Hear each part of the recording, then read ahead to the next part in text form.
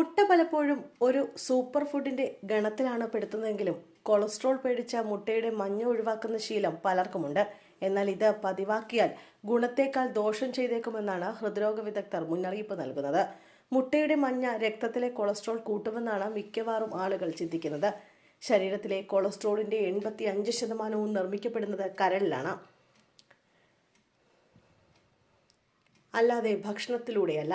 മുട്ടയുടെ മഞ്ഞയിൽ അടങ്ങിയിരിക്കുന്ന കൊളസ്ട്രോൾ രക്തത്തിലെ കൊളസ്ട്രോളിന്റെ അളവിനെ കാര്യമായി ബാധിക്കില്ലെന്ന് ആധുനിക പഠനങ്ങൾ തെളിയിക്കുന്നു. അതിനാൽ ഹൃദയാരോഗ്യത്തിനായി മുട്ടയുടെ മഞ്ഞ ഒഴിവാക്കേണ്ട കാര്യമില്ല. മുട്ടയുടെ മഞ്ഞയിലാണ് വിറ്റമിൻ എ, ഇ, ഒമേഗ-3 ഫാറ്റി ആസിഡുകൾ തുടങ്ങിയ പ്രധാന പോഷകങ്ങൾ അടങ്ങിയിരിക്കുന്നത്. അതുകൊണ്ട് തന്നെ മഞ്ഞ ഒഴിവാക്കുമ്പോൾ മുട്ടയിലെ ഏറ്റവും ഗുണപ്രദമായ ഭാഗമാണ് നിങ്ങൾക്ക് നഷ്ടമാകുന്നത്. കൂടാതെ മുട്ടയുടെ വെള്ളയിലെ പ്രോട്ടീൻ മാത്രം കഴിക്കുന്നത് ശരീരത്തിലെ ബയോട്ടിൻ എന്ന വിറ്റാമിനെ ആഗിരണം ചെയ്യുന്നത് തടയുകയും പോഷകക്കുറവിനും കാരണമാകും.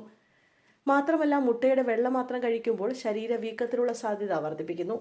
ഇത് സന്ധിവാതം, കുടലിന്റെ ആരോഗ്യത്തെ ബാധിക്കുന്ന ലീക്കി ഗട്ട് തുടങ്ങിയ പ്രശ്നങ്ങളിലേക്ക് നയിച്ചേക്കാം. മുട്ട കഴിക്കുമ്പോൾ അതിന്റെ ഗുണമേന്മയും പ്രധാനമാണ്. കൃത്രിമ തീറ്റകൾ നൽകി ഫാമുകളിൽ വളർത്തുന്ന കോഴികളുടെ മുട്ടയേക്കാൾ സ്വാഭാവിക സാഹചര്യങ്ങളിൽ വളരുന്ന നാടൻ കോഴികളുടെ മുട്ട തിരഞ്ഞെടുക്കുന്നതാണ് ആരോഗ്യത്തിന് ഏറ്റവും നല്ലത്. മുട്ട കഴിക്കുമ്പോൾ വെള്ളയും മഞ്ഞയും ചേർത്ത് പൂർണ്ണ രൂപത്തിൽ തന്നെ കഴിക്കുന്നതാണ് ആരോഗ്യകരമായ രീതിയെന്ന് ഡോക്ടർമാർ ഉറപ്പിച്ചു പറയുന്നു.